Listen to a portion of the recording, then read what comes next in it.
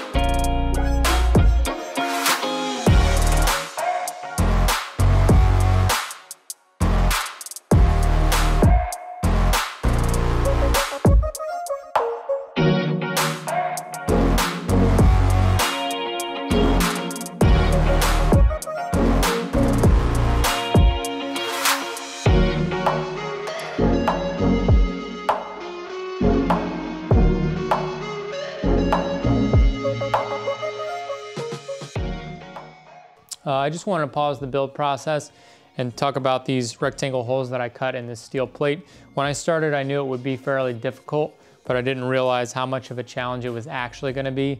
Typically, when you're cutting a piece like this, you could just use a grinder, but because this is on the inside, you don't have that ability unless you want grinder marks. So I chose to use a jigsaw and file afterwards. It did work well, however, it took a significant amount of time, so just be aware of that if you're going to be trying a similar method.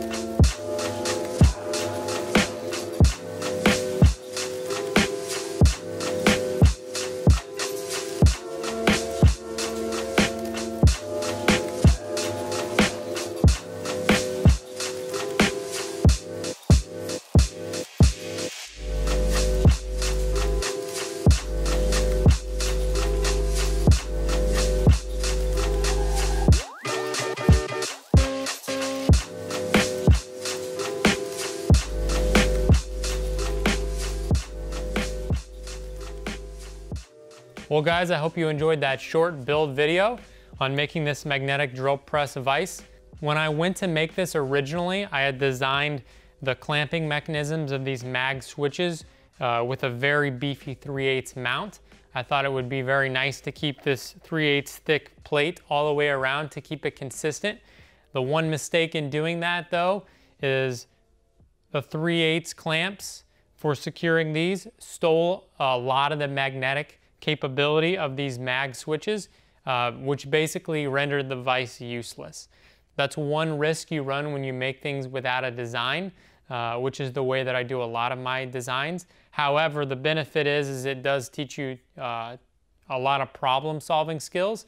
And if I would have designed this anyway, I probably wouldn't have seen over that corner. So I'm glad that I ended up making it one way and then remaking it so that I could figure out the best way to make it. With this design, I'm using washers that I welded. This is the most minimal way that I could come up with to mount the actual mag switches, so that way the least amount of magnetism would be stolen. I also beveled the area around the mag switch on 3 sides so that only a very small amount of steel is surrounding the mag switch. Once I made this correction, the actual vise worked brilliantly. The clamping force is plenty. These are rated at 400 pounds pull force, so that means directly up. Obviously, if you're sliding them, it's a little bit less. However, with 1,600 pounds of breakaway torque, I guess is what they would call it, this thing is stout. When I'm moving on this and I have the table locked, the table will move before the vise will, and that's with the table locked, and it takes a lot of force to move the table. So this is perfect. It allows me to be able to mount it in a couple different arrangements, and it's really, really nice. The other cool thing about this magnetic vise is I can take it right over to my welding table, and I could use it over there if I'm doing some other operation where I need a vise.